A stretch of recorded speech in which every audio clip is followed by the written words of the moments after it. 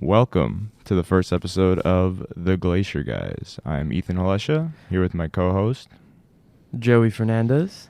and this will be a weekly podcast giving you our opinions on sports, marine sports, 4 major sports. You will be able to see these episodes on the Glacier, the Moraine Valley Student Publications, and here we go. Super Bowl. I think that's what we have to talk about first, for sure. Of course, it's the hot topic around town right now. I'm very surprised, to say the least.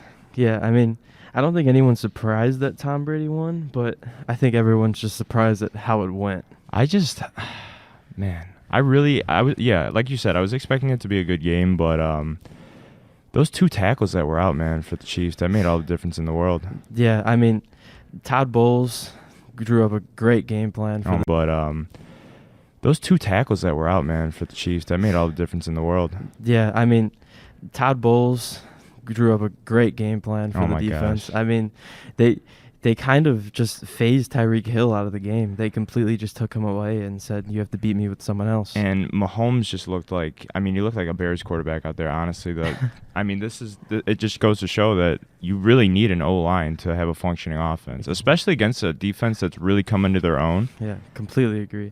I mean, he made some great throws, but the receivers just didn't seem like they were getting enough separation and making plays, you know? Yeah, great throws, understatement. I mean, he was parallel to the ground at one point, and it hit the guy right in the, I forgot what receiver that was, but hit him right in the face mask through his hands. Oh yeah, it was Darrell Williams. Williams. You almost feel bad for the guy at some point. I mean, you almost do, but at the same time, he's had so much help. I mean, what did they say? That was only his.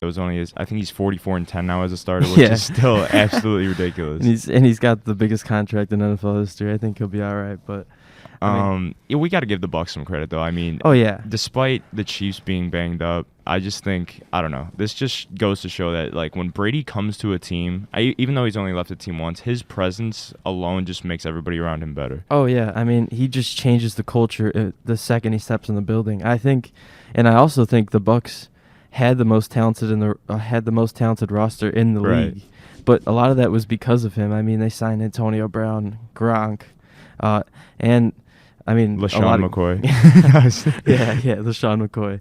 I mean, no one's giving LaShawn McCoy credit. I mean, he's stepping in the building 2 years in a row. Getting something done. Chiefs and Bucs won a Super Bowl. I mean, he didn't do much, but you know what? He still got those rings, so that's all that matters. Just brings the heavy morale. Yeah, there's no doubt that talent followed Brady to a team, but that's just what's going to happen. I mean, How long has Bruce Arians been the head coach, though? Last year. He was his first year. Okay. I mean, Bruce Arians also is a great coach. I'll give him that. And the OC and DC, Byron Leftwich and Todd Bowles were also great hires. I mean, they're fantastic. Todd Bowles was the defensive coordinator when he got fired as the head coach of the Jets, but that was a good snag. I was hoping the Bears would pick him up. Well, yeah, that would make too much sense, right? I mean, I've seen people hating on Brady because of I mean, I feel like when people are making excuses for you winning, you're doing something right, you know? Oh, yeah, of course. I mean, every great athlete has people that just go to great lengths to discredit everything you do, even when it makes no sense. But I mean, you can't even say the refs bailed them out. The Chiefs had 8 first half penalties, most of them on the defense. They were blatantly holding receivers. Yeah, I mean, it's kind of crazy how clean the Super Bowl that Tom Brady played was. I mean, he literally, I can't think of any glaring mistakes he actually made. No, I'm pretty sure he had less than 10 incompletions. He had 3 touchdowns, and no turnovers. It's kind of debatable if he deserved MVP or not, because there was Devin Smith. I mean, he had Devin White. Yeah, Devin White had. I mean, he had a great game. Yeah, I mean, I definitely could agree with Devin White, but I think Tom Brady just gets it just based off his legacy, and he didn't really lose the game or make any mistakes that could take it away from him. He didn't have to do too much. That's the difference. Oh yeah, exactly. You know? Like, he did everything he had to do. Oh yeah, I mean, he just kind of let his receivers make plays. They ran the ball well. I mean, the Chiefs did also make it easy for them. They gave them so many free yards. It was kind of outrageous. They made at one it point. way too easy for them. And their defensive leader, Tyrann Mathieu, kind of was the end of the half. That's an understatement. And when I feel like when that kind of happened, a lot of people knew it was over because he's like their heart and soul. So when the heart and soul is going down, I mean, the ship is sinking. Yeah, it just seems like the whole team's. I mean, the defense was kind of the question mark going into that game, but Mahomes was clearly banged up a little bit. He went into surgery after the Super Bowl, right? That was a rumor. I mean, Adam Schefter and all them reported it and said that he was supposed to have surgery, but in his press conference, he said that they were going to make the decision today. Okay. But most likely it's because he'll have it a whole off season to recover from it. So I really thought it would be a barn burner, high scoring game. Exactly. The Bucs do have a good defense, but I don't know. They haven't been great all year. It took them a while to come into their own, but just having an offense like the weapons that the Chiefs have, the weapons that the Bucs have, I really thought it was going to be in the upper 30s for both teams. I exactly thought the same thing. I mean, I just didn't think that they played the most two high safety looks that anyone's played throughout the whole year, which is when both safeties are dropped deep into the, like almost like the outfield of the field, and was basically taking away the deep ball on first and second down, which is more like the coverage they were playing was more like a third down type coverage. So that's why Tyreek Hill kind of couldn't do much. Right.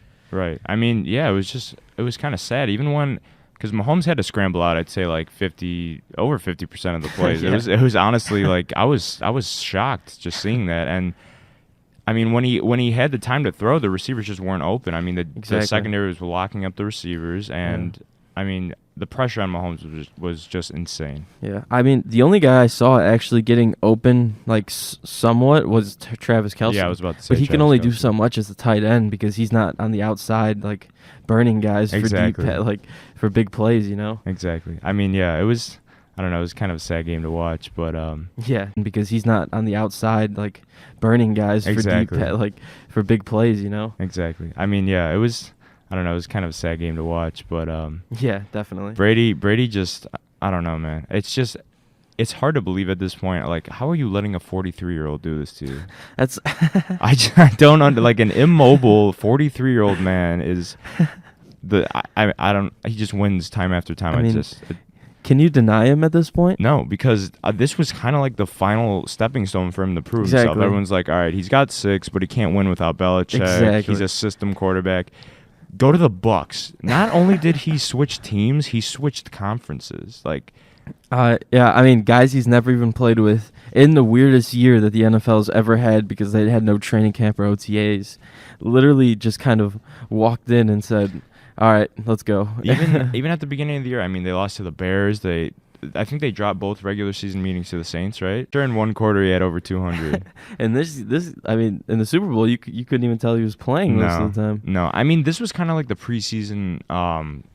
The thought going into this year is like, all right, it's going to take Brady probably a few months for the team, especially with no preseason because of COVID. It's going to take them a couple months to start clicking, and that's kind of exactly what we saw. Yeah, definitely. I mean, I just don't like. The fact that they beat like almost maybe the best 3 teams, like 3 of the best teams in the NFL, like besides the football team, they were a solid team, but they didn't have a good They're missing so. You know what? Speaking of the football team, they're missing a few pieces, man. I think they could be decent. Oh, of course. I mean, if they could pick up like even an average quarterback, I think they're an easy playoff Heineke, team. Man, come on, he's the answer. I don't know about that. I think he's a solid player. I feel like he's a solid backup. But definitely. He can provide a little spark maybe, but not a consistent. Will the Bucs be back here? Yeah, definitely. He can provide a little spark maybe, but not a consistent. Will the Bucs be back here next year? I mean, I don't. That's really tough to tell. I mean, it just depends. I mean, they said that they're going to bring back Chris Godwin, but I mean, who knows until it actually gets done? Yeah. So it just depends on what the other teams do. I mean, if the Packers, I hate to say it, if they make some good moves in the offseason and sign maybe another wide receiver, like Will Fuller, maybe like that, I think they could easily beat the Bucs. I mean, not easily, but they could. I could definitely see it happening. Yeah. But the Saints are on the downturn, so I think they could be there. Yeah, the Bucs. I think NFC Championship game at least. Yeah. Barring a career-ending injury for Brady, I just don't think that's possible at this point because, like, when you watch him play, he doesn't take a sack hard. He goes to the ground. Like, he's smart. No, yeah. He's very smart with protecting his body during the game. Yeah, I mean... Always. Yeah, They gave him the MVP. He's like, well... I think Jim Nantz was like, well, we see you here next. He's like, yep, I'm coming right back next year. Like, no hesitation whatsoever. It's funny that they even ask him that question. Honestly. I mean, he said a few years back he plans on playing till he's 45, but if he goes past that, I mean, I wouldn't even be surprised at this point. I don't even think he expected to be in this great a shape at this age. I don't like, he's probably like, I don't know, man. He's just kind of going with the flow, I guess. I guess, but it just, I don't know. I can't wrap my head around the fact that a 43-year-old is just still in his... I mean, he's not in his complete prime, but he's just... I don't know how to explain it. He's still an above-average quarterback. Yeah, I mean, he's completely above average. He's better than 80% of guys. He's probably the best facilitator and, like, controller of the game that we've ever seen, you know? Yeah. I mean, he controls the pace of a game. That's why you never want to punt it back to him at the end of games because you know he's going to find a way to get that first down and drain the clock. Exactly. Facilitator and, like, controller of the game that we've ever seen, you know? Yeah. I mean, he controls the pace of a game. That's why you never want to punt it back to him at the end of games because you know he's going to find a way to get that first down and drain the clock. Exactly. I mean, we could talk about the halftime show. I thought the weekend was pretty good. Saw some hate, but I had no complaints. No, yeah, it was definitely interesting when he was running around in that room. Yeah, that's where all the memes came from. That's pretty cool. Yeah, I mean, I don't know what he was holding, like maybe like a phone or something, but that was pretty cool. And then, I mean, it was a little creepy with all the people with the masks on. I'm not gonna lie. Yeah, it seemed a bit. I don't know. It just raised a few eyebrows. I'd say that's a good way to put it. Yeah, I mean, I may have been a little afraid if I was at the game, but it's besides the point. Yeah, no, I just saw people complaining. They're like, "Oh, we need to bring real musicians back with instruments, and we can't understand what he's saying." I'm like, he sings clearly. I don't want to hear it. Bring real musicians back with instruments, and we can't understand what he's saying. I'm like, he sings clearly. I don't want to hear it. People are gonna find a way to complain about anything. I mean, I think he has a good voice. Oh yeah, for sure. That's without a doubt. He has a good voice. We could move into talking about NFL free agency and the draft. Okay. You want to kick this off? Yeah. Well, I want to start this off with all the Carson Wentz slander out there I've been seeing all over social media. I just want to start out with the statement because for people who don't know, we're both Bears fans. Very big Bears fans. A lot of the offseason talk is going to be Bears-centered. So I've seen some reports out there that Carson Wentz wants out of Philadelphia. Right. And supposedly the two teams most interested are the Colts and the Bears. And I've seen the best quarterback that we've ever had is the day he steps in the door. I mean, best quarterback we've ever had. Yeah, I mean that's not saying much for the Chicago Bears, true. But Sid Luckman? No. I mean, post Super Bowl era. I usually don't go with the Sid Luckman argument because I can't say I've ever seen him play. So. I don't think I've ever seen a highlight of Sid Luckman play. So. I know he threw 7 touchdowns once, but can't tell you've ever seen him. Yeah, I think there were only like 4 teams in the league at that point. But here's my thing against Carson Wentz. Okay, he's good when he's healthy. Emphasis on healthy. Okay. He's just never healthy. It just seems like he's never. I mean, I don't know. Okay, I could see that point. I just think last year. I mean, last year was like really the only statistically like awful year he's ever had. Right. Every year before that, besides his rookie year, he had under 10 interceptions, over 20 touchdowns. I mean, a guy like that. I mean, every year before that, besides his rookie year, he had under 10 interceptions, over 20 touchdowns. I mean, a guy like that. I mean, I'm willing to go to the bat for that guy like that. I mean, I don't know how good of a teammate he is. I've seen all those reports out of Philly, but all of that can be like, I don't know. I mean, what were they saying? Like, well, people were saying that maybe he wasn't supporting Jalen Hurts or something like that. Yeah. But like, I mean, who knows like how it actually was, you know? Yeah, we weren't there, so it's exactly. And I mean, last year was the worst situation he's ever had. His offensive line was banged up the whole year. I mean, his receivers, who was his number one receiver the whole year? Travis Fulgham? Yeah, they didn't have many They options. picked Jalen Reagor in the first round, but he was Mhm. hurt for a lot of the year. When he Right. was there, he didn't make a crazy impact, And his number one option, Zach Ertz, I don't know if it's due to Zach Ertz just kind of not being as good as he used to be. He lost a step. Yeah, I was actually surprised about. And I think the Foles thing was kind of still like hanging over his head a little bit. Yeah.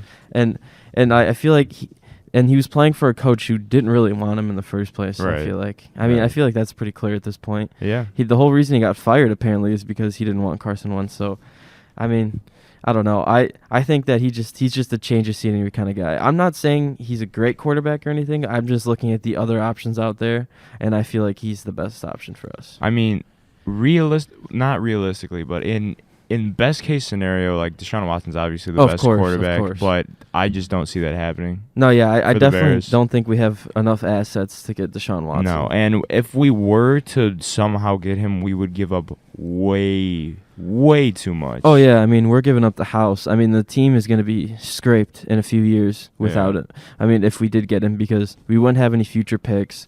We wouldn't have any cap room. So, we'd be cutting key guys like Kyle Fuller, and if we did get him, because we wouldn't have any future picks.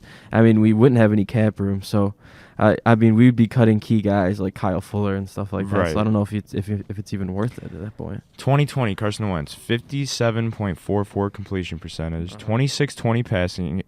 I think passing yards, 21 touchdowns, 16 passing, 15 interceptions. Yep. Gets benched in week 13. Yep. It's against the Packers, but I don't know. I definitely think his stats last year were pretty awful. I'm not gonna lie about that, but I think that he was just in a really bad situation. You see guys like that just have really awful seasons sometimes. It's not a normal thing. Like quarterbacks are their careers are most of the time roller coaster rides. There's only a few guys out there that are pretty steady. Mm-hmm. That's true. Even some of the greats, like you said, have bad seasons. But Exactly. One-time Pro Bowler. Once had it. He would have been. Was that the year that he would have been? 2018 and 2019. If you look at his numbers, they're not that bad. Like 27 touchdowns, 7 interceptions, 4,000 passing yards in 2019, 9-7 season. I feel like, that's not a bad season. If he does that with the Bears, and their defense steps up, say with their new coordinator, who knows? Yeah, that's true. I don't think that's a bad option. Who knows with Matt Nagy and his play calling, but if Matt Nagy's going to be there, then, you might as well put the best guy you can out there and hope he can do something. I hope he gives up his play. I hope he still has his play calling giving up. Because I hope so too also. But I just want to know what changed after that first year that Nagy was head coach. Just the risks and he catered those plays to specific players so perfectly that 12-4 year. Oh yeah, I know. There was so many guys schemed open. Even when Mitch was missing them, there was guys open. I don't know what happened. I don't know. Their offense was consistent. I can't say the last time I've seen that from a Bears team before 2018, and after that we haven't seen it since. Yeah, I think there was a 4-week stretch at the end of this past season where we were scoring 30 a game, but we weren't facing high competition. Yeah, I was about to say that the teams we were playing were a little iffy. That's the only reason I didn't bring that up. But yeah, I'll give it to him. No, I'm not gonna discredit him because they're still NFL teams. But. And then there's Mitch. I want to love Mitch so bad. Oh yeah, me too. I've been vouching for him for the past 3 seasons when everybody's been calling for his head. Oh yeah. At this point, I think it's time to move on. Yeah, I honestly think he's a good guy. It's just I want to root for the guy. I've been sticking my neck out there. I've been defending him, but I think he just needs to go somewhere else. I still think he can be a successful quarterback, just not here. Just because he just needs to. Talent is in there somewhere, though. I see it. Yeah, he could be a dual threat quarterback. He's just, I don't know. I feel like it's confidence, decision making, and I guess the situation he's been in with Chicago and the coaching. I think Nagy has not used him right at all. No, not at all.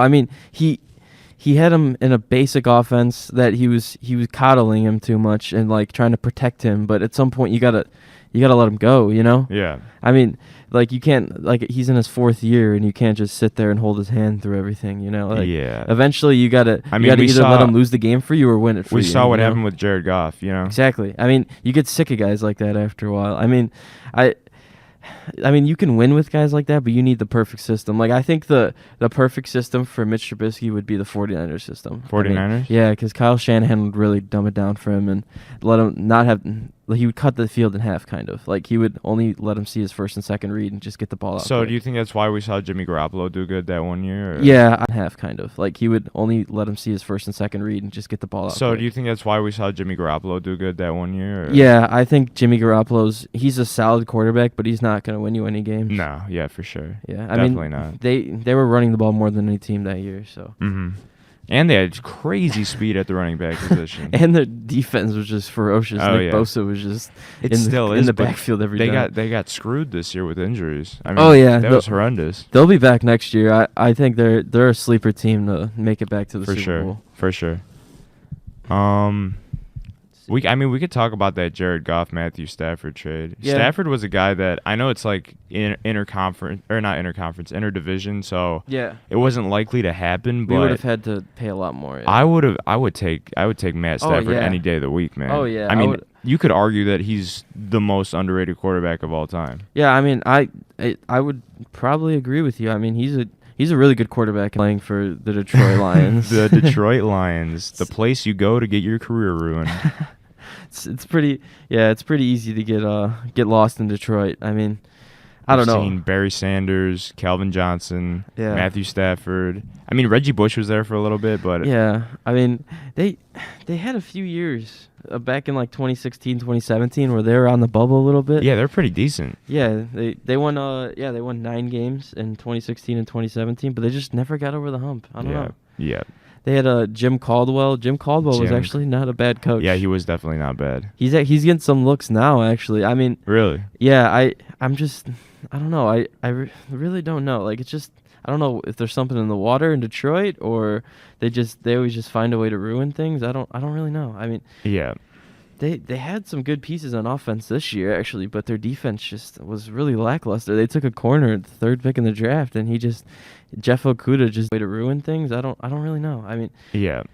They had some good pieces on offense this year, actually, but their defense just was really lackluster. They took a corner at the 3rd pick in the draft, and Jeff Okudah just didn't perform as everyone thought he would. Yeah.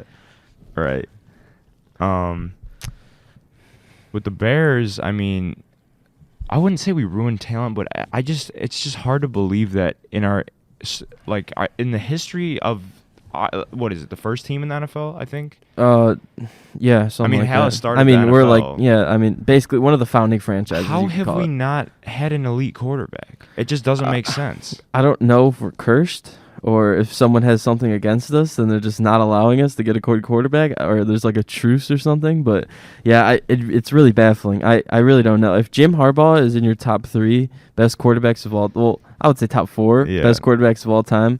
I mean, you're doing something wrong. Right. Best quarterbacks of all, well, I would say top 4 best quarterbacks of all time. I mean, you're doing something wrong. All right. And we're seeing what he's doing down there in Michigan, so. Okay. For the people who don't know, I'm a big Michigan fan. Oh, Jim Harbaugh. We'll get to that. We'll get to that talk another time. Yeah. I mean, as far as the rest of the league, I think the Chiefs are going to be back there next year. Oh, in yeah. the Super Bowl. I mean, Mahomes and the Chiefs just, I don't know, they just got unlucky with injuries at the wrong time. Oh yeah, I mean, they still had a great season, all things considered. I mean, for the NFL, as hard it is to like even get back there in general, it's still a feat in itself that they made it. I mean, it's unfortunate that they lost, but their run is still long going. Yeah, I was saying like all week that it's just so hard to repeat in the NFL, and I still bet on the Chiefs in there. It's a completely different game. For sure. Oh, yeah, definitely. I mean, Shaq Barrett was literally on Patrick Mahomes' back the whole game. He was walking through the offensive line the entire game. Yeah, exactly. And the Chiefs' backup tackle, Mike Remmers, someone said something about him before the game on the Buccaneers, saying like I don't care about him or something like that. And he was like, "Oh, watch the tape and you'll find out." Okay. He probably could have done a better job backing it up, but it's, I mean, it's all right. I don't know if it was like a little intimidation thing or something. Yeah, just a little banter. I mean, we saw that with Ty Matthew and Tom Brady. That was intense. Yeah, I purely think that was a pretty like serious thing at the time, but it was just all in the heart and competition. I saw a notification this morning that said that Brady texted him like apologizing, and I mean, you don't want to wake up the beast that is Tom Brady. Oh yeah, and he may not look like it, but he's a fierce dude. He might be one of the most competitive athletes of all time. Oh yeah, I mean he looks like a psycho sometimes. Yeah, he genuinely scares me. Skip Bayless calls him Psycho Tom. So Psycho Tom. Skip Bayless. That's a topic for a different time. His Twitter feed. If you want a good laugh, or honestly, if you want to be scared, just go on his Twitter feed. It's especially the tweets from last night from the Super Bowl. It's definitely something. He's dancing. He's screaming. I mean, he's providing a lot of entertainment. Yeah.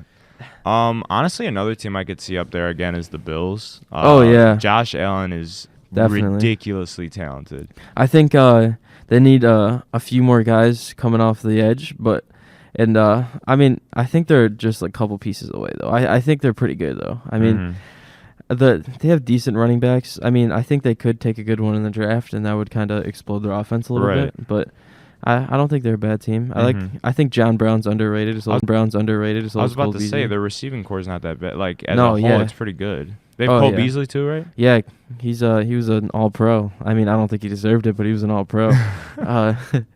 That's another topic. And though. Stephon Diggs, I mean, he had a career year. Oh yeah, I mean, Stephon Diggs is a clear-cut number one at this point. I mean, much like Allen Robinson. Oh yeah, I mean, we'll get to that. Yeah, I mean, I think they could use a different tight end. I think Dawson Knox is solid, but I think they could find a better option for definitely. Sure. Yeah.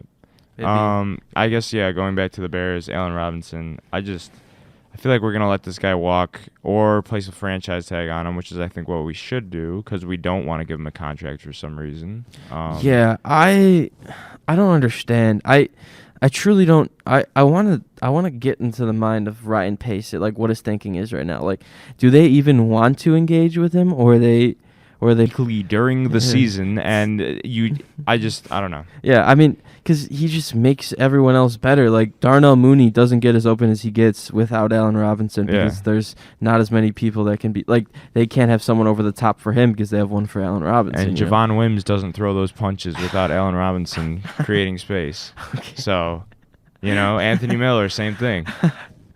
Yeah, I mean, I don't know. I mean, if we don't get Allen Robinson back, I think 20 is a good spot to take a receiver. But at the same time, I think we should take a tackle at 20. So I'm not completely sure what I think the best case scenario at this point is him getting franchise tagged and then them reconsidering signing him to a long-term deal. Yeah.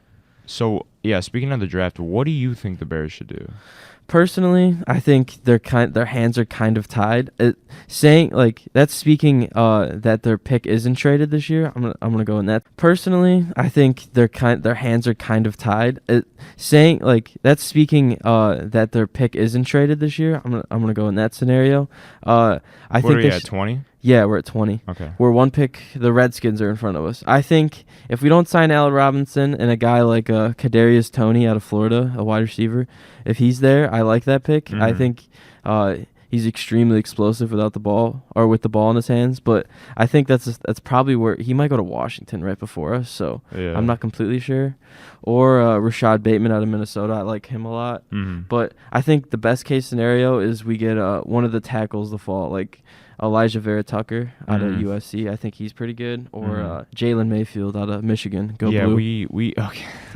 We really need to beef up that O-line. Before, I mean, you could say quarterback, weapons, wide receivers, but that O-line, man, they lost us a lot of games this year. Definitely. I think. And what we do in the draft, I mean, it kind of depends on if we go out and sign a quarterback in free agency or trade for one, because, what if we don't?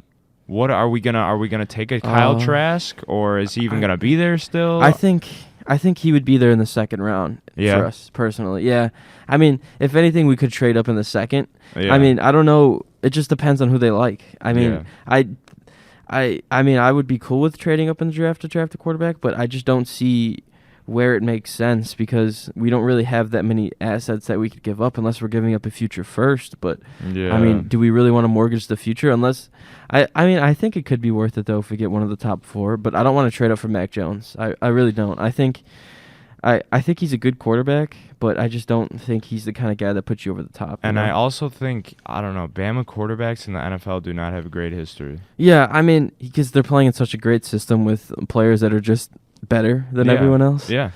I mean, Bama quarterbacks in the NFL do not have a great history. Yeah, I mean, because they're playing in such a great system with players that are just better than everyone else. Yeah.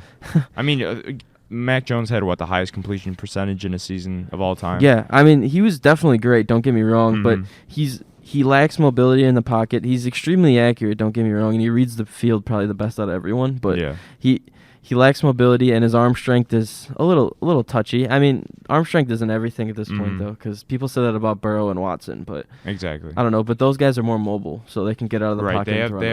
They have more aspects to their game and just like natural athletic gifts and talent. Yeah. So, yeah, I mean, it's gonna be interesting to see what direction the Bears go. I honestly don't know because it's hard to ever tell where their heads are at. Oh yeah, I know because they're such a low key organization. Like they don't really air out much. No, they're pretty in house. Yeah, and outside of Chicago, it doesn't seem like at 8-8, it's like all right, you're happy you made the playoffs, but in all reality you probably shouldn't have. Yeah, it's just like the phases of the season were like, all right, we're 5-1. Like let's roll. Then we drop 4 straight or whatever. I think it was more than that, maybe 5 or 6 straight. And then it's like, all right, let's too tank. many to count. We're tanking now. Let's tank. Let's get a top 10 pick. And then we win another 3 or 4 straight, and we're like, all right, playoffs. And then we get absolutely smoked by the Packers. Yeah, I got to start setting benchmarks for like the 4 or 5 times where I get my hopes up during the Bears season. It's just so unpredictable during the season. I mean, the last 8-8 is like the worst case scenario. Like I'd be fine with going 3-13 over that. Honestly. Oh yeah, I'd rather be really good or really bad. Yeah. I think sitting in the middle does nothing for your franchise. No, it doesn't. Personally, you're in a stalemate, and I don't know. You just can't make any progress as an organization, like you said. Yeah, like unless your team's like really young and on the come up, 8-8, like you can build from that. But if your team's as old as ours is, that's not a good sign. Because I mean, if your team's only getting older, how are you going to get any better? Right. Yeah, and our defense, especially our defense, is getting older. So exactly, it's only a matter of time. I mean, we're already seeing Danny Trevathan break down.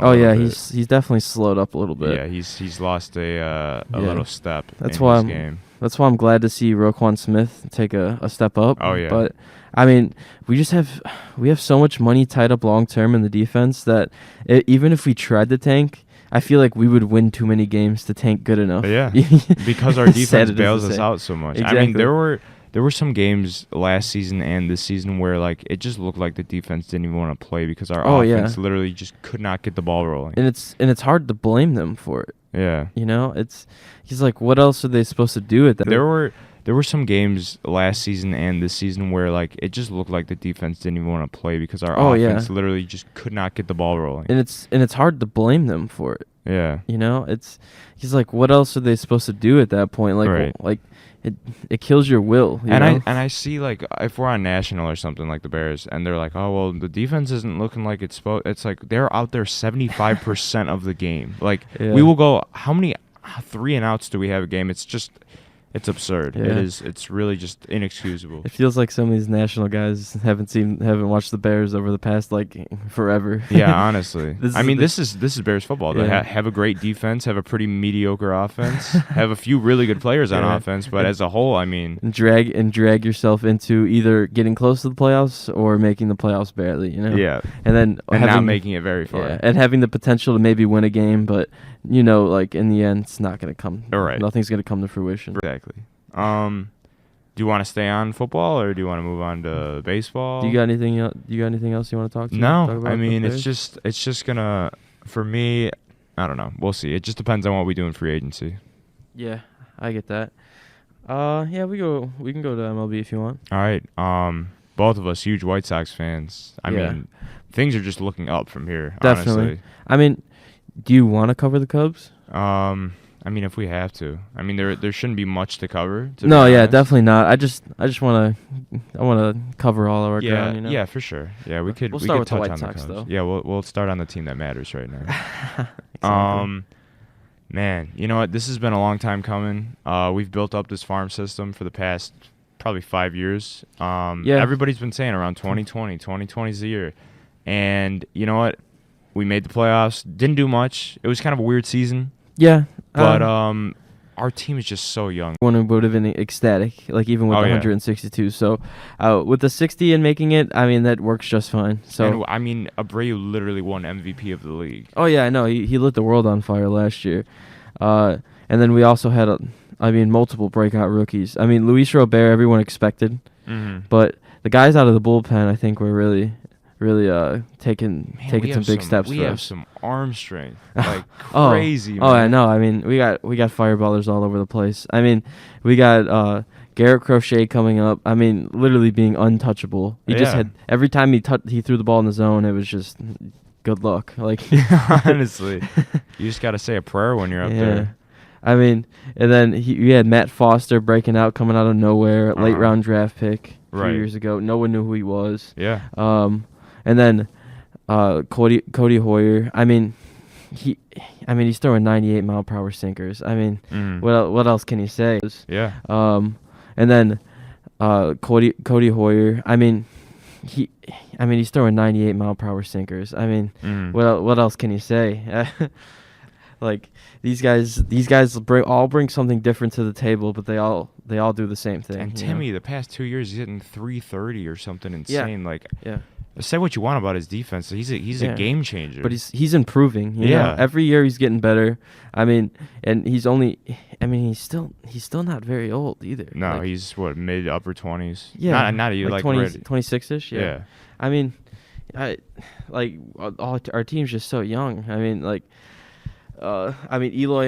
Eloy's getting better every year. Yeah. I mean, his defense still a question. Yeah, but definitely in question. Who knows? Nick Madrigal is going to be a good piece for us at second base.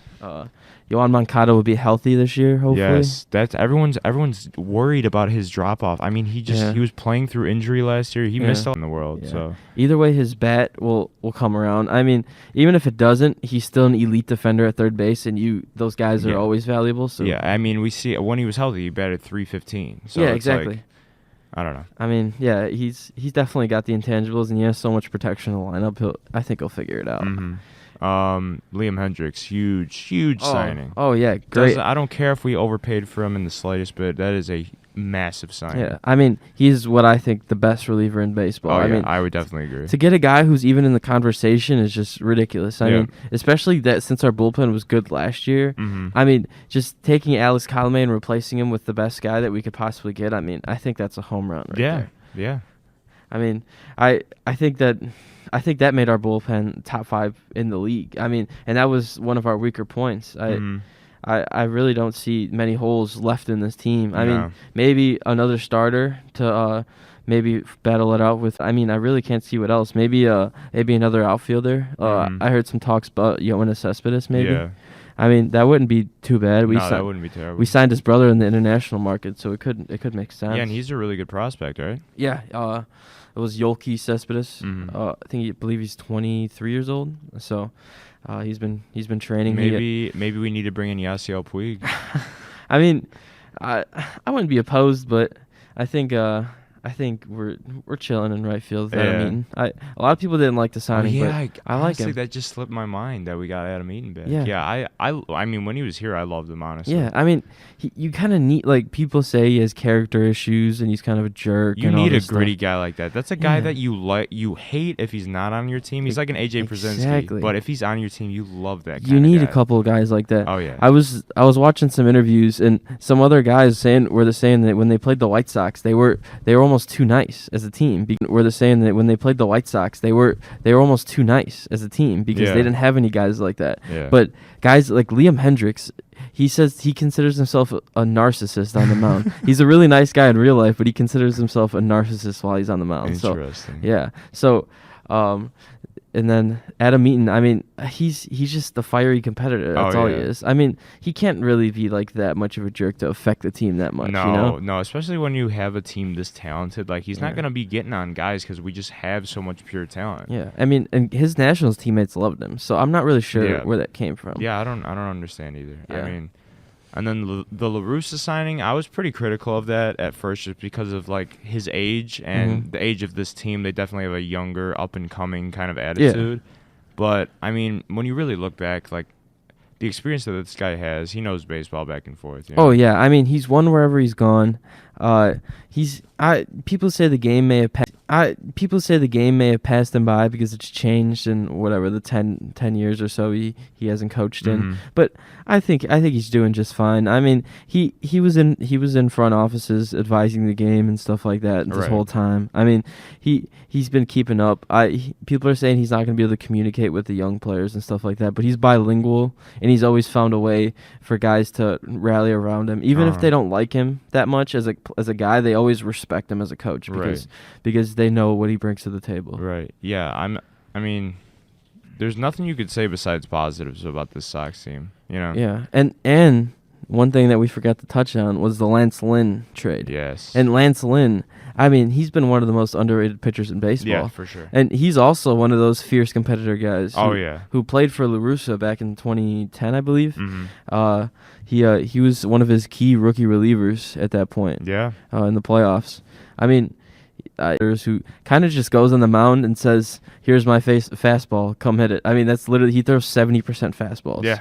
And I mean, his curveball is good, but he throws 70% fastballs. Yeah, so that's honestly insane. Yeah, and he's a workhorse. I mean, he'll like, you have to drag him off the mound every time he comes out. I mean, what else can you say about him? He's a top 10 Cy Young guy. And we got Kopech coming back. Oh yeah, don't overlook that. It's gonna be big. Yeah, I mean, not many teams have a guy like Michael Kopech, Andrew Vaughn, Nick Madrigal, all technically coming up for the first time. Well, even though two of them have played so far, but not much, you know. Right.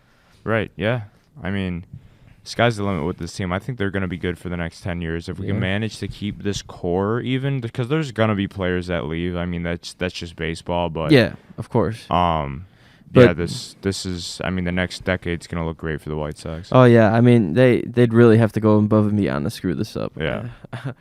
But yeah, great for the White Sox. Oh yeah, I mean, they'd really have to go above and beyond to screw this up. Yeah. But yeah, I mean, do you want to get to any other teams? I mean, pretty big signing for the Dodgers. Yeah. Trevor Bauer, is that what you were thinking? Yeah. I was honestly not expecting that for him to go there. Oh yeah. It seems a little odd for, like, I feel like Trevor Bauer would be the type of player that doesn't want to join a team that just won. Yeah, I mean, you think so, right? With the way his personality is, I was just, I don't know, that threw me for a loop for sure. Yeah. I think it's a good signing on the Dodgers' part. Oh yeah. Just because it basically tells San Diego, like, everything you did, like, I can do this, I can do it better. Oh, yeah. I mean, like, they just kind of big brothered them a little bit, I'd say. But I mean, Trevor Bauer, I mean, I guess it's a good spot for him to go, you know? Yeah, I mean, it's the best team he could have gone to, California, I think. So I can't say I blame him. He's like an amplified Adam Eaton, like, with his personality. Oh yeah. That is a guy that you love when he's on your team. But if you're playing a guy like that, man, I mean, you've seen some of the things he's done. Yeah, you definitely have to be able to take some trash talk if you're facing him. And even just the body language, and I don't know. Trevor Bauer is a very interesting character. The only thing about the contract is I don't know if he deserved to command that much of a salary, but like, hold up, I'm gonna pull up the contract details right now. So okay. I have the exact specifics, but he's getting paid $45 million in one of those years, so I don't know how I feel about that. But I mean, if the Dodgers went well over the luxury tax with this. Yeah. So if they're willing to just kind of throw money out there when they have Kershaw and Seager free agents next offseason, he got a 3-year, $102 million contract. He earns $40 million this season and then $45 in 2022. I mean, he clearly proved himself this last year, but it's just like, yeah, I feel like he hasn't been consistent for that long. No, though. He has not. I mean, last year, the year before this year, he had over a 4 ERA, I believe. Yeah, I checked that really quick.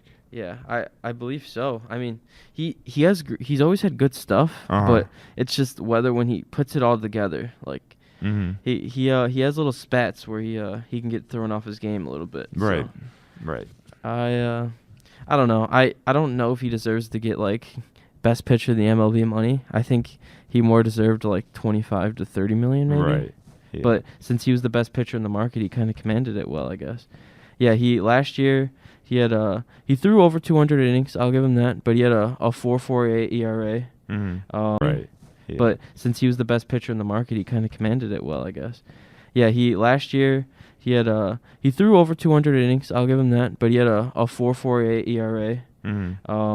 He struck out a lot of guys.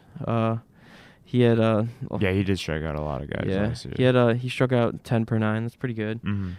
He had a high FIP, so it wasn't like he was getting unlucky or anything like that. But right. I don't know. It's questionable. I mean, I don't think he's a bad pitcher or anything like that, but I don't think he's consistently like a top 5 or anything like that. Yeah, the money that he brought in was just, I don't know. Yeah, but I mean, he got a credit to him for getting his contract that he wanted.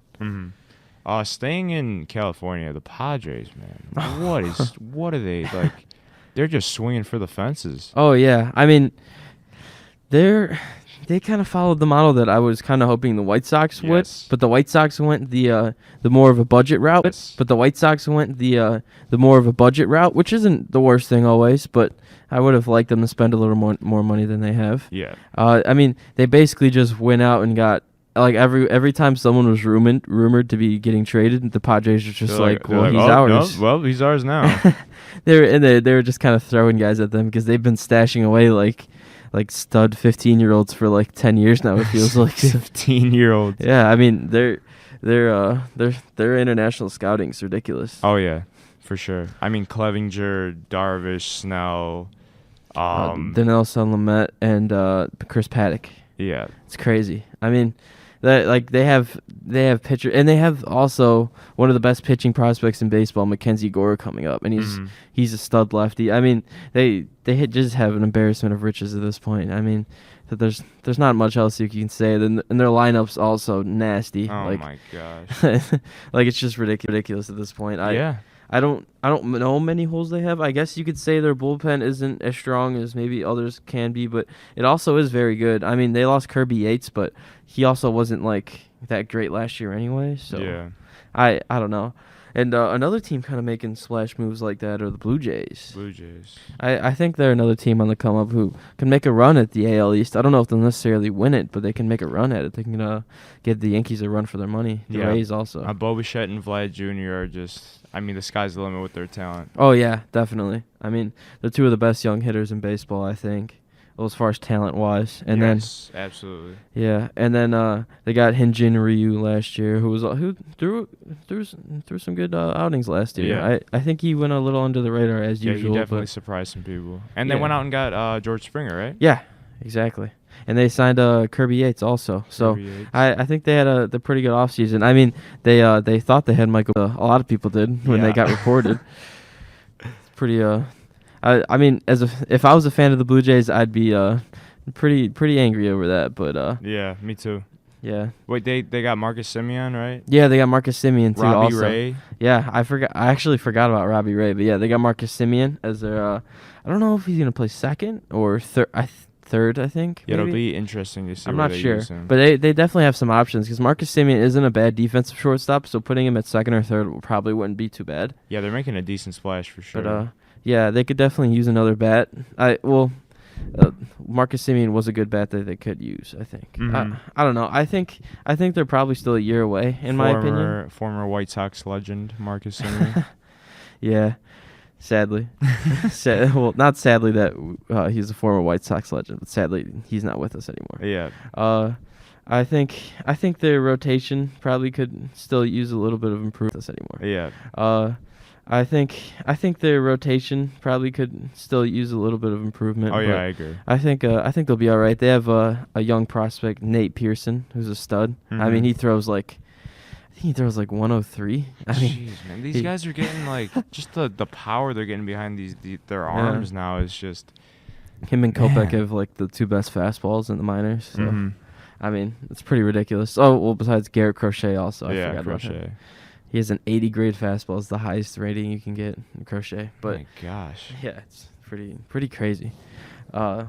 We could I mean, since this is Chicago area, we could touch on the Cubs. Yeah. Seems like I feel like they're on the edge of cleaning house, but they want to hold on to this core. I'm not really too sure at their direction currently. I mean, and personally, in my opinion, I would kind of clean house because right now the NL Central is probably the worst. They're just gonna get bounced in the first round. Is it really worth winning like low to mid 80s like in games? My thing is like they go out this offseason, they get rid of a bunch of key players, but then they bring in guys like Jock Peterson. Yeah, I don't know. I mean, I guess that was only a 1-year deal, so it's like whatever. He's a filler. Yeah. But like, I just don't. Like, I honestly don't see why They've signed some weird fillers too. Like Daniel Murphy was an odd signing a couple years ago. Oh yeah, I don't know. They've made some pretty bad moves in the past. I think. Like, I mean, Jason Hayward is also Kimbrel now, and he's not the same as he used to be.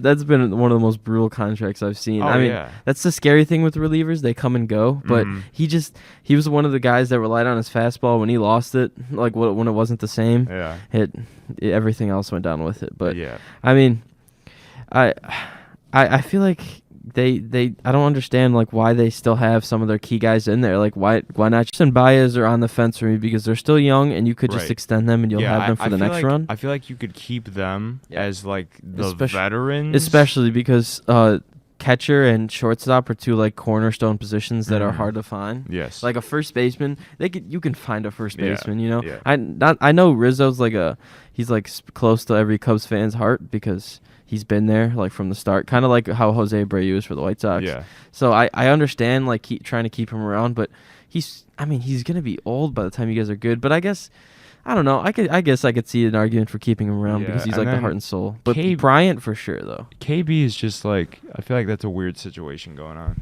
Yeah, because he won an MVP and then like ever since then he's been I'd say pretty inconsistent. You know? Yeah. I just don't. I don't understand. Like, I really don't. Like, he hasn't been healthy. I get all of that. But, like, there's also been, like, moments where he's been healthy and he's just kind of, like, I really don't. Like, he hasn't been healthy. I get all of that. But, like, there's also been, like, moments where he's been healthy and he's just kind of, like, I don't know. His numbers look decent. But, now, I mean, last year they look horrendous, but. No, yeah, last year, of course. But it's just, like, his numbers have just gradually just not been the same. Like he goes out and wins an MVP, so you expect him to do that every year. And and he did it early in his career, so you're like, all right, here's a guy where like the sky's the limit for him. A part of me doesn't think he peaked too early. I don't know. I think he just needs to find it. I really think he still has it in there. I think he's a really good player. Yeah, me too. For sure. And that was kind of a guy that I was hoping the White Sox would go out and get. Yeah, I think they should cut ties with him, though, and personally, and just try to get what you can for him, because he's gone after this year. I really don't see a situation where he's back. No, and I wouldn't see a situation where he wants to be back. Exactly. I mean, they've gone through that grievance for years. I think he's just kind of not fed up. I don't know. There's definitely a love-hate situation going on there. Definitely, because he won a World Series there, so there's always going to be that sort of narrative. But at the same time, after that, it just hasn't been as great for him as he probably expected it to be. Right. Yeah. So yeah. Yankees. We could talk about the Yankees for a little bit. Yeah. There's just so much money there, man. Yeah, I think the Yankees are a solid team. I just don't think they're the top of the American League good, personally. No, yeah, I don't know. I feel like you go out and you get a bunch of big name players, but like as a team, I just feel like these guys don't really mesh that well. Yeah, I think they have too many aging players with question marks on them. Yeah, personally. I mean Stanton. That's a perfect example. Exactly. Giancarlo Stanton. like a lot of, and especially with their rotation, it's really sketchy. Honestly, the rotation's extremely sketchy. And they just lost Tanaka. Exactly. I mean, he literally left. I mean, he literally left the league. And he was, yeah, it's pretty crazy actually. Yeah. But yeah, I mean, a lot of the guys in rotation are big question marks. I mean, if you go down, they got Garrett Cole. I mean, Garrett Cole's Garrett Cole. Yeah. I mean, no question. I guess you can put Severino in there, but he's been hurt for a few years. Yeah, I mean, the last couple of years have been weird. Yeah, like, I mean, where does he fit in there? I mean, like, he's good when he plays, but you never know with him.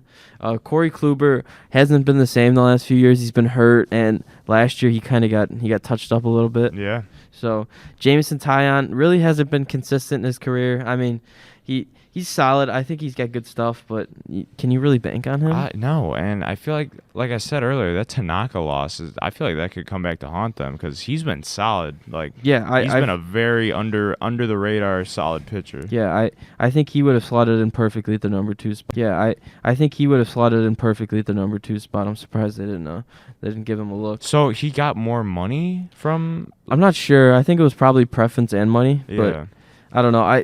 The Yankees have gone a little, I don't want to say cheap, but they've gotten out of their old spending ways where they kind of just buy a good team. You know? Yeah. But they have guys like Jordan Montgomery who really haven't done much throughout the course of their career. They still got to roll this Chapman.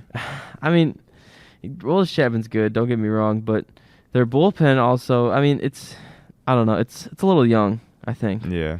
I mean, they got guys like Luis Sessa. I don't know how I really feel about him, or Chad Green. Mm-hmm. But they have Zach Britton and Chapman at the top. That's good. I mean, their lineup can mash. Don't get me wrong, but the question is like health. You know? Oh yeah, for sure. Yeah, health is. I mean, it's hurt. Aaron Judge. I mean, he's had trouble staying healthy. Their lineup can mash. Don't get me wrong, but the question is like health. You know? Oh yeah, for sure. Yeah, health is. I mean, it's hurt. Aaron Judge. I mean, he's had trouble staying healthy. Yeah, Aaron Judge and Stanton are like the two main question marks. They're just such big humans. Like at the end of the day, that they're just bound to get hurt at some point during the season. Especially moving around that much and all that. Yeah, I mean, and playing 162 games is no joke. Oh no. I mean, they get off days, but not many. You know? Right. And I mean, is Gary Sanchez going to show up this year? Who knows? I mean, the bat always comes around, but is his bat going to be so bad that you can't have him in the lineup every day? Yeah. Because he's lazy behind the plate. Who knows? You know what I mean? Like, exactly. That's a big question mark in my opinion. I mean, DJ LeMahieu's he's a world-class player. I mean, they got guys like Gleyber Torres, DJ LeMahieu. Like, those guys, I mean, they mash. I mean, that's what else can you say about it? I don't know, man. The Blue Jays, I could see them taking the division. Yeah, I mean, they're just one of those teams. If the Yankees end up being a wild card team, I would not be surprised at all.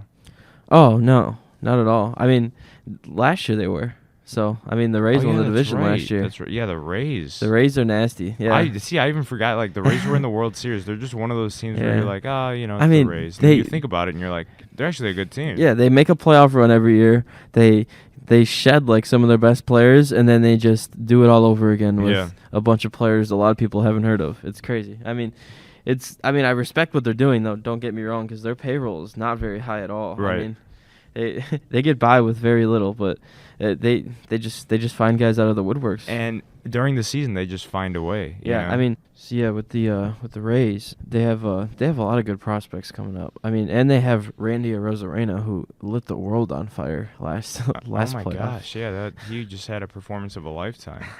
We really haven't. What do you have the most RBI? But he still broke it by a lot. Yeah. So I think he would have done it even without in a normal expanded postseason. Yeah, for sure. I mean, and he really hasn't had much time in the major leagues. He's had a little bit, but nothing like. He's still considered a rookie coming into this year. So that's pretty crazy. I mean, if there's ever been a clear-cut favorite for Rookie of the Year, I feel like it's pretty obviously him. Yeah, I mean, let's hope, because we see guys that kind of go on tears for a postseason, and then they kind of fall off for a little bit. But yeah, I mean, I don't know. Who knows if he'll actually be that good, but I think he'll be a solid player. I like what I saw from him. Yeah, me too, for sure. He seemed pretty confident at the plate. I think that's a good trade for a hitter to have. But I think the Rays will definitely be in contention. Like, I mean, if you look up like their roster or whatever, like, you may not see a bunch of names, but I mean, they always find a way. Yeah. Yeah, they're just, I mean, they've kind of proven just to be a good franchise. They slip under the radar for sure. Like, Oh, yeah. like when you think of the best teams, even just to be a good franchise, they slip under the radar for sure. Like, Oh, yeah.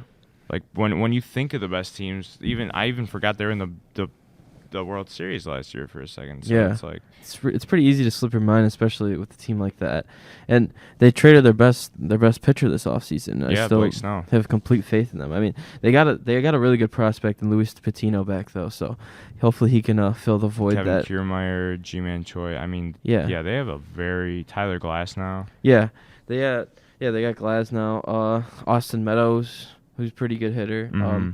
Nick Anderson's an extremely good reliever. So is Peter Fairbanks and Diego Castillo. But yeah, I mean, they just have a bunch of guys that do their job and fill the role. It's almost like a Patriots kind of feel. Like they Oh, yeah. they don't always have the best talent, but they just have guys that do their job. Yeah, the Rays and the Athletics are very similar in that Yeah. aspect. They just kind of, they just play, just do your job. That's all. Is there any other baseball teams you want to talk about? I mean, I don't know. I feel like those are kind of the only big threats, I would say, right now. Astros. In the AL, yeah. I don't know if the Astros are ever going to be the same. No, I mean, they're just gonna have so many people hating them. So like, how long can you play the villain role until it gets kind of old? With that core, like with That's what I'm those people saying. together, like I feel like it's definitely. I don't think it's awkward between them, but like it's just a toxic environment to be in. Oh yeah, for sure. They know. I mean, they clearly know. Like, it's just funny when they got caught. Like how Bregman, they'd be like, "Oh, stop asking us questions about this." It's like you can't just brush off something. The biggest advocate of the villain role is Carlos Correa. He seemed in the playoffs. He seemed like he was embracing it pretty heavy. But, oh yeah. I mean, I don't know. Some guys like it, some guys don't seem to like it. I mean, Altuve struggled mightily this year, and in the playoffs he had multiple errors. Very bad case of the yips. Yeah, exactly. I mean, is that a result of the pressure because he knows everyone's rooting against him? I mean, who knows? Because he's never done anything like that. It's pretty uncharacteristic. Yeah, he's been an MVP caliber player his entire career, and then for him to do something like that, it's just. I don't know. I'd say that plays a pretty big role in him struggling. Exactly. Yeah, I think we're good on MLB. We can get into the Bulls a little bit / NBA. I really like where this team's going right now. Oh yeah, me too. I think the hiring of Billy Donovan really is working wonders. Yeah, right that was now. huge. I mean, going from a guy. I mean, past two coaches, Hoiberg was in over his head, and Jim Boylan is Jim Boylan. Yeah, Jim Boylan. Wasn't fit to be an NBA head coach. No, and he definitely did not have the support of his team. Oh no, definitely not. And the fans are screaming at him. He looks back like a sad puppy up to the crowd. That's the one thing that sticks out to me. It's just, man, you almost feel bad for the guy. Yeah, but exactly. Because he was kind of thrown into that situation, but it's like, I don't know. You just did not do a good job. And then. Yeah, I think the hiring of Billy Donovan and the hire of AK, I can't really say his name, but I think both of those hires were working wonders for us right now. Yeah, that's huge. I mean, and we have a talented young team, but oh yeah, definitely. We just gotta figure out I don't know. I guess Zach LaVine having the leading veteran presence. I feel like we need another I wouldn't say another older player, but. I don't know. There's definitely a few pieces missing. We're definitely lacking a veteran star. I think that's what the team needs. I think in this offseason, with the trajectory that we're going in, I think that's what the team needs. I think in this offseason, with the trajectory that we're going in and everyone gradually getting better, I think we need one more player that can complement Zach LaVine. Maybe yeah, for sure. Whether it's a wing player or say like a big man. I mean, I think we just need another guy that can go out and get buckets, kind of like Zach LaVine. I know Kobe White's kind of like that, but he's not at that point yet. Yeah, he's so young. I mean, he's in his sophomore year in the NBA, so like he has those games where he kind of disappears a little bit, but he's only like 20, so you got to give him kind of a break on that. Yeah, I mean, he's the same age as us, so exactly. It's like, you got to give him a little bit of a break. I just don't know. I'm trying to think. I don't know who that player would be that we could go out and kind of add to the team, I got to think about who would be a free agent. But I don't know. I've seen some rumors lately about that have been getting traction. Apparently, Lonzo Ball. That his father put out there. Like, he is a very good point guard. Oh yeah, he is very good point guard. Yeah, I think people underrate him a little bit. I don't understand, like, because I get how he had all the hype and stuff like that, but he's still a pretty young player, and he's actually been playing pretty well for like most of his career. I mean, you don't really see a very good defensive point guard like he has been. There's not too many of those left, I'd say. Definitely. The scoring will come. I mean, his shots improved. He reads the floor amazingly in my eyes. I mean, he has some great assists. He does everything and a little bit more that you could ask out of your point guard. He doesn't have to score 25, 30 points a game. Yeah. That's not what he's there for. He does everything but score above average. You know what I mean? Even rebounds well. Yeah, exactly. He rebounds well, plays defense, and facilitates. I mean, what else can you really ask out of a guard? I mean, if he's gonna get open thing, but score above average. You know what I mean? Even rebounds well. Yeah, exactly. He rebounds well, plays defense, and facilitates. I mean, what else can you really ask out of a guard? I mean, if he's gonna get open buckets for other guys, I mean, why does it really matter if he's scoring like 10 a night? I mean, like, honestly, if he doesn't need to score and they're winning games, like it I don't know, it just doesn't matter. Exactly. I think he would help out Kobe White a lot, and Zach LaVine also, to be honest with you. For sure. Probably Patrick Williams too on those cuts to the rim, because getting him some confidence and getting him some open buckets, that'd be good for him, I think. Yeah. Because he's looked pretty promising so far, I think. Yeah, I mean, as soon as we signed Billy Donovan, things have just really looked up. And we're still a few games under 500, but this is a young team. Yeah. And like you said, there's still a few pieces missing. Winning this year is not the priority, I don't think. No. I think like it's been the biggest impact has been for Lowry. Honestly. Oh yeah, and it sucks that he just got hurt. Just got the news this morning he's going to be. I mean, I think that's a pretty good mark. That's for him. Huge. Yeah. Honestly. And he's been shooting it well, pretty efficient. So I mean, he could be another guy. I think. But if we get a guy that's like a little bit, like maybe equal with Zach LaVine or a little bit better, I think that'd be like great for us. Honestly. Yeah, for sure. Yeah, because I mean, say what you want, Zach LaVine. He's an all-star player. He should be an all-star. If he's not an all-star this year, it's just highway robbery. Exactly. And he's literally gotten better each year of his career. Yeah, the only reason he hasn't been an all-star is because the Bulls haven't been a great team. Yeah, you know? And if you enter each year of his career. Yeah, the only reason he hasn't been an all-star is because the Bulls haven't been a great team. Yeah, you know? And if you're a great star on a below average team, it's just going to be hard for you to get any. I mean, look at guys like Bradley Beal. You know, he's in an awful situation right now. Devin Booker for a long time. Also. Yeah.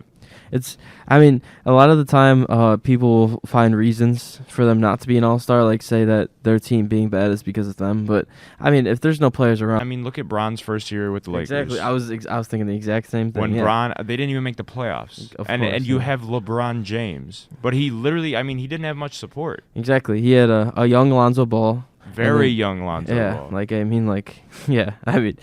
could have been in college still. Yeah. And then Kyle Kuzma. I mean.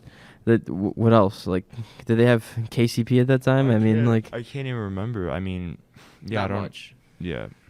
Josh Hart. Yeah, Josh Hart. That's about it. Yeah, I can't really remember who else. That was a pretty brutal team. Nobody really of note. Let's say that. Yeah, I mean, Bron was hurt for a little bit of that year, but nobody came at LeBron like, oh, you know, this just goes to show that LeBron's not a difference maker. Like, he can't come somewhere, and then you get some good players like AD.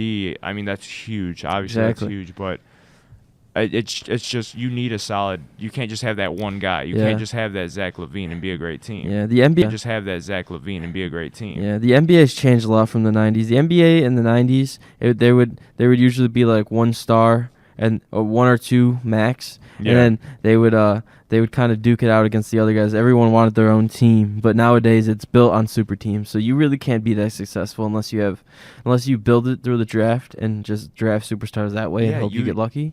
To get there, you need a minimum of 2 superstars. That's what I'm saying. Like superstars. You either sign them, you either recruit one guy and get him to recruit his friends, or you draft everyone and just kind of build it up as a whole. That's what I'm hoping the Bulls can do. But and lately, it's just been recruiting your friends, Like yeah, with exactly. Bron and AD, then you have KD, Kyrie, and Harden, which is just absolutely insane. Exactly. The last team that I can think of that built through the draft was the Golden State Warriors. Yeah. At first, and then what they do is they go out and sign a veteran Yeah. that puts them over the They top. sign a Kevin Durant. Yeah, that's what I'm hoping. Like something, and then that's kind of what the Raptors did also. Yeah. They built from the draft. I mean, kind of. They get drafted like guys 'Cause like Pascal Siakam. They and got stuff rid like of that. DeMar though. Yeah, they did that, but they also drafted him and traded away an asset. Yeah. So I don't know. I don't know. I think they did it the right way though. I mean, it's just crazy how Kawhi was there just for 1 year, wins and then dips. Like, yeah. I don't know. Toronto deserved a championship just for the teams they've had, and I don't know, the Raptors. They have a good culture up there for sure. Yeah, Masai Ujiri did a good job. Mm-hmm. But let's see. I mean, do you want to talk about the Lakers and the Nets this year? Yeah, I mean, I think the other contenders. I think the Lakers are gonna go back to back. I feel like basketball is the one sport that is easiest to repeat. I'd say for sure. Just because I don't know. I feel like teams just kind of can control, like a Lakers team. They could just control their season because I don't know. I feel like teams just kind of can control, like a Lakers team. They could just control their season. It's just weird, like how a team like that can just, I don't know, kind of have so much control over their own destiny. No, yeah, for sure. I mean, I hate to say it, but I really think like there's only like one, maybe two teams that can put up a fight. Clippers, right? Clippers and Nets. Yeah. I mean, like, okay, I'll put it this way. I thought you were meant just from the West. No, I put just like in general. Okay. I mean, I think the Nuggets are talented, but can they really stand up to the Lakers in the 7-game series? We saw that, and they can't. I still don't think they're going to take that next step. No, I mean, I just don't think anyone on that team can stop LeBron. I mean, who are they going to stick on him in the wing? Like Michael Porter Jr.? I don't think that would go well, I mean, they have guys that can score. Don't get me wrong. I mean, I don't think they might not even make the conference finals. Yeah, I mean, what are they at right now? What's the record? They're 9-14. They're the 12th seed right now, but I think they're better than that. Obviously. Yeah, they're definitely better than that. But I think they'll be like probably like the 6th, 5th seed by the time everything's all over. But I think I don't know. I mean, like none of these teams just seem jump like out. Yeah, I mean the 76ers. Their whole issue is Ben Simmons can't shoot, so in the playoffs. There's no spacing, like so teams can like the good defensive teams can find a way to stop it over time, and it's kind of the same thing for the Bucks. I mean, Giannis, they just dare him to shoot and they crowd the paint and they make someone else beat them. I mean, I know they went out and acquired Drew Holiday and all that, but I don't really see it. Yeah, we have the Sixers leading the Eastern. Yep. The Sixers. Because the year that the Raptors won, I mean, they were. And then, I mean, even if he shot mid-range jump shots more consistently, Did they get swept last year in the playoffs? Did they play Miami? It wasn't a very close series. Yeah, that's what I thought. What it was exactly, but yeah, I just don't think that formula they're trying to win with right now is sustainable in a playoff setting. I think in the regular season they can beat up on everyone or whatever, but I think once everyone locks in and actually starts playing defense, as far as like the stars go, I think, it's not gonna happen. You know what? The Jazz right now are reminding me of that one year where the Atlanta Hawks were like the 1 seed. No, yeah, I completely agree with that. They're just going on runs, and once it comes down to like the playoffs and the games that really matter, I just don't see them even putting up a fight. They're definitely a well-coached team. Quinn Snyder does a good job, and they have solid players all around. I mean, like I think Mitchell and Gobert. I mean, they're great players. Yeah, and Mike Conley is solid. I think Joe Ingles, good job, and they have solid players all around. I mean, like I think Mitchell and Gobert. I mean, they're great players. Yeah, and Mike Conley is solid. I think Joe Ingles isn't bad. He's a good shooter. Yeah. I mean, they have a bunch of solid role players over there. I mean, they even have like a star in Donovan Mitchell and a good defensive player and Rudy Gobert. But it's just like, in all reality, how are you going to stand up to LeBron? And AD. Yeah, I mean, Gobert can do whatever he can on AD. Like he might limit him or whatever, but like no one on the wing is capable of guarding LeBron. No, not a chance. No, and you know what? The Suns right now are the 4th seed. they're not going to be a threat, but when it's It'll be just exciting. It just goes to show, like, when Chris Paul has a huge impact on teams, it's crazy. Oh, yeah. With the Thunder last year. Yeah, OKC was projected to be one of the worst teams in the league. Yeah, and him and Shai Gilgeous-Alexander literally just said, "Let's go." Yeah, they're like, we're not going to be a bad team this year. So Yeah. we're going to the playoffs. Just took it in their own hands, yeah. Well, he was with Lob City because they never made the conference finals with those three, but Yeah, was that ever Chris Paul's fault? that's what I'm saying. I think he was the least to blame out of a lot of everyone. Because And now look at Blake Griffin. I mean, I think he had one really good year with the Pistons, but this year he has. I think I saw something that said he had zero dunks this year. Maybe something like that. I think he's just gotten a little older. I mean, because he's always relied on athleticism a little bit. So. Yeah, and I know he's been trying to evolve his game, like by incorporating the Shooting, three-pointer, but yeah, he's definitely just aging. And then Deandre Jordan, I mean, he doesn't. I mean, he's just dunks and rebounds. I mean, it's not, you always can use a guy like that. Don't get me wrong, because he's an energy guy, but he's never gonna win you games. You know, he's just gonna help you out. I mean, Chris Paul was clearly the best player out of those three. Yeah, I mean, the other guys just didn't show up. I mean, there's nothing much you could do about that. I mean, they did well. They blew some series for sure, but I mean, that's you can't really blame out one player for that. Can't really blame out one player for that. You know? Yeah, there's a lot of teams that don't make it over the hump. Like, they're just one of many. Yep. Yeah, I mean, the Clippers, I think the Clippers just always have a shot just due to their talent. But I know a lot of people are down on them because they lost to the Nuggets. And playoff Paul. Yeah, all that stuff, yeah. But I just really think they have enough talent. You can never doubt Kawhi Leonard playing with another star. Yeah. And, I mean, PG, I think he could come back and have a good postseason. Yeah, I mean, some guys overcome that. It just takes time for some guys. I mean, he's been good in the postseason before. Yeah, when he was with the Pacers, I mean, the series that they used to have with the Heat when LeBron was there, those were insane. Yeah, I mean, he's a great player. I don't care what anyone says. He's a great player. I mean, he's got it. He does it all. Yeah. He can shoot the ball. He can get to the rim. He can play great defense. I mean, what else can you ask for a wing player?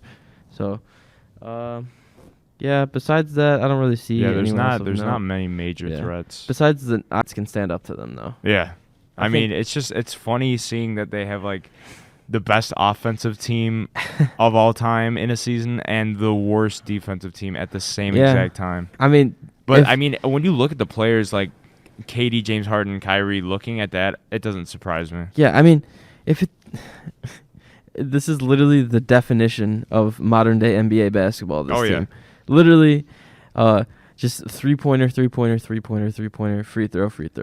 That's literally that's their offense. I mean, it's hilarious, but it's like the player in a pickup game that cherry picks and doesn't get back on defense. But that's like their whole team. Yeah, I mean, but like, how do you stop them on offense when their starters are in the game? You know? I know. There's just so much to worry about, and they have a guy like Joe Harris who can shoot with anyone. Yeah, it's not just those three guys. They have a lot of other weapons. Yeah, I mean, their bench may not be as strong as other teams because they gutted their team, but I mean, they have a lot of other weapons. Yeah, I mean, their bench may not be as strong as other teams because they gutted their team, but I mean, they're still going to be able to hang in the playoffs because how many minutes do the bench players even really play in the playoffs when it comes to superstars? And the experience that the three of those guys have. I mean, two MVPs, and Kyrie, I mean, he kind of put that one series, like when the Cavs won, he took the big shots. He's a known, been there. These guys have been there. Yeah, he's a known big time performer. Yeah. So I mean, I know James Harden's been a little lackluster in the playoffs in his career, but I think with those two other guys to lay the load off him a little bit, I think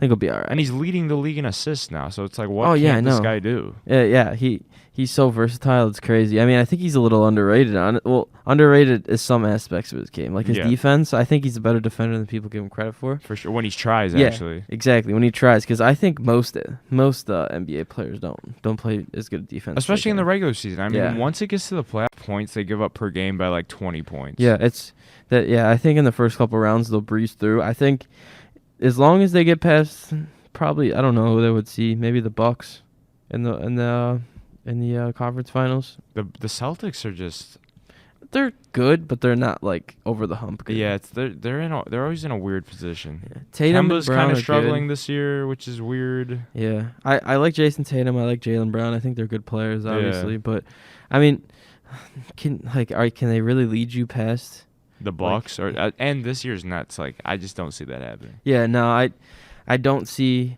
anyone being able to stick like James Harden. Honestly, like I know Jaylen Brown's pretty good on defense, but nah, it's just not happening. It's physically impossible at this point. Yeah, I mean they're not gonna be able to hold him down forever. And Right. they also have Deandre Jordan, who's I know he's aged, but he's a solid rebounder. All he has to do Point. yeah, I mean they're not gonna be able to hold him down forever. And Right. they also have Deandre Jordan, who's I know he's aged, but he's a solid rebounder. All he has to do if he gets a few offensive rebounds a game, that they're cool with that. Yeah, and that's all he needs to do for them to be successful. Yeah. So yeah. Yep. My pick. I mean, I think the Lakers are gonna win, but Lakers Nets, that would be extremely entertaining. That's probably best case scenario. That's what I'm rooting for personally. That would be a great series to watch. Yeah. We could talk about the Blackhawks a little bit. I haven't been keeping up with the entire NHL really this year, but the Hawks have been surprising me a little bit in a good way, honestly. Really? Lankinen, the goalie, Uh-huh. he's kind of come out of nowhere. He played for the Ice Hogs, which is our AHL affiliate. Okay. So he's been in the minors for a few years. Mhm. He did all right there. He's come up. He's been lights out. I mean, he's an early candidate for goalie of the year. Really? Yeah, and because we won 2-1 in overtime against the Stars. It was either yesterday or the day before. But, I mean, we're 5-4-4. We're second in the division right now. I mean, Yeah. the boys are playing well. DeBrincat was out for a little bit with COVID. Since then, 2 games back, he's had 3 goals. I think he's had 5 points. We even last year, like Crawford, who retired, he single-handedly led us to the playoffs, but we had the youngest team in the playoffs. That's crazy. I know, and it's weird because like our core has kind of been split up and they're aging. Like Kane, Taze, you feel like the team as a whole would be old at that point, you know. And our farm system, which is wildly, while we were winning those championships, like we were bringing some of the best prospects though, because people wanted to play here. Yeah, you know. So I mean, we have one of the youngest defenses in the league. Like I said, last year in the postseason, we had youngest team in the postseason, which is crazy because we have guys that are like 35, 37, like Keith and said. Youngest team in the postseason, which is crazy because we have guys that are like 35, 37, like Keith and Seabrook. But then you got guys like Doc out there. So, I mean, Kirby Doc. I mean, he's gonna be out for a few months with the wrist, but I mean, that kid, he's so young and he's just fantastic. You see it in him for sure. Suter, another great young player. Kubalik last year, he was up. I think he was top 3 in Rookie of the Year voting. Yeah, didn't he lead rookie goals? He led all rookies in goal scoring. I mean, you can't ask for much better than that. On defense, some of the younger guys make mistakes, but they just lack experience. You know, we still have veteran leadership, like guys like Duncan Keith there. Kane still, honestly, I think he's the best all-around player in the league. You could say what you want, but he's always on. Yeah, I think they definitely are just missing a few defensemen, I think. Oh yeah, for sure. That's definitely what they've been lacking. But in their last 10, they've been 5-1-4. I mean, that's pretty good if you ask me. Yeah. And they're still up there in goals allowed, but I mean they're pretty high in goals scored. So it's like we are. That surprised me that we have the most goals in the division right now. Yeah, which is crazy. I mean, our offense has been. It started off a little slow, but they've been definitely clicking lately. Yeah. And with Lankinen in goal, if he can keep up what he's doing, and be a top 5 goalie in the league, I mean, I don't know. I think it's going to take a few years for some of these younger guys to develop, but we can definitely surprise a few people. Yeah, I could definitely see them getting in the playoffs, maybe win a series or 2. You never know. But with teams like the Lightning and I don't know, because they just won the cup last year. They're just always. I mean, they're 7-1-1 right now. Yeah, I was about to say they don't seem like they're slowing down too much. No, but I mean, as far as the Hawks go, I think they're going to surprise a few people. If you have Kane leading your team. And Taze is out right now with illness. His situation's been kind of weird. I was about to say, any? Do you think he comes back at all? There were some rumors like saying that he was going to retire because like I haven't heard anything about that. I feel like that would be a pretty big thing. Yeah, and that would definitely get out like on a wider scale. Yeah. But they said they'd give an update on Seabrook and Taze soon. Huh. I think we should get rid of Seabrook. He's got a bad hip, pretty aged. Bad knee. Yeah. He's old. He's done his time here. Last year he seemed to be holding the team back a little bit, I think. Oh yeah, for sure, without a doubt. Because he is. I mean, I don't know. It just seemed like everyone else was like double speed than he was. Oh yeah. He was so slow last year, and I think we could keep a Keith. Taze is kind of up in the air, but like yeah, Keith's kind of a glue guy. I think you can keep him having around. Keith and Kane there, I don't know. That's huge. The huge veteran presence, and those guys are always on. I mean, they're both playing like 30 minutes a game, so Yeah. half the game they're out there, and for hockey, that's insanely. that's a lot of time on the ice. So Yeah. I don't know. I feel like we could surprise some people this year. Definitely. Have to see if they can keep up the hot streak. Yeah, Okay. nice. So Yeah. I don't know. I feel like we could surprise some people this year. Definitely. Have to see if they can keep up the hot streak. Yeah, Okay. I hope so. I mean, hopefully this kind of play is sustainable. Once we get this goalie situation really figured out, because, I mean, we signed Scott Darling, who was our former backup, to an AHL deal. I don't know if he's going to see playing time. I mean, Subban finally had a really good game the other day, so hopefully he could be a good backup, because it seems like Lankinen's going to be the guy that's starting. But Yeah, definitely. I feel like you know what Subban is at this point. yeah, he's a career. I mean, he's just been a career backup. I feel like that's what he's going to be. When we acquired him, that's exactly what he was, and that's what he is now. Yeah. So. Yep. I mean, we have a young team. A couple years from now, I think we could be a threat. But this year's not really for like making a championship run or anything. I feel like we just need to develop some of these players in the next couple of years. It's kind of like a similar situation with the Bulls. I'd say. I was thinking the exact same thing. Same arena and everything. Dumpster fire. Yeah. And the Cubs, which is also kind of a dumpster fire. But yeah, they're both in the kind of same situation. yeah, but I mean, we have three teams that are looking up, and the White Sox kind of already proved themselves a little bit last year. Yeah. But I think the if I had to rank the teams in Chicago, I think the White Sox are the best team for sure. The second best team for sure. The second best team. I want to say the Bears. Yeah, I think the Bears are the second best team at this point. They have a downward trajectory, obviously, but and then the third, I guess the Cubs. Cubs. Cubs. Yeah. Because the Cubs they can did make the technically win their playoffs last division, year. but like, I mean, they're also going down. And then I'd go Hawks. Blackhawks and then Bulls, but both those teams are looking up. Exactly. And with the White Sox being the number one team in the city, and they're still going to be like in 2 years from now, they're going to be so much better than they are right now, which is crazy to even think about. Yeah, I mean, times are crazy. As a White Sox fan, I never thought this day would come, honestly. I know. It's like one of those things we knew like it was in the process of happening, but now that we're actually seeing this come to fruition, it's been a long time coming. I know we won in 2005, but like I was like 4 years old. I barely remember what happened. So yeah, watching all these prospects all this time. I mean, watching all these prospects all this time. I mean, finally seeing them actually like play for the team is crazy. Man, if we could pull out like 3 championships at least, I honestly think we could win more than that. I mean, yeah, I just want to start with 1. Yes, that's how I am. Yes, exactly. We can't get too ahead of ourselves. Yeah, because coming out with none, that would be a rough situation. We would not hear the end of that from Cubs fans either. Oh yeah. Yeah, that rivalry is definitely real over here. Oh, that it's more real than ever right now, I'd say. Especially with kind of the White Sox and the Cubs flipping like positions that they, as opposed to like the last decade, because the Cubs were on the come up for a while, and then they finally won a championship. I think they underperformed, honestly, but I don't know. Yeah, they definitely did. I feel like they could have won a few more, but I don't know, man. They had some. They still got that one though. They messed up some key signings. Oh yeah, for sure. They still got that one, but yeah, we'll see what happens. Follow this weekly podcast. We'll be posting a SoundCloud link on the library website, and you will be able to access this podcast on the Glacier, the official Moraine student publications. And we're good. Yep. All right. We'll see you guys next week.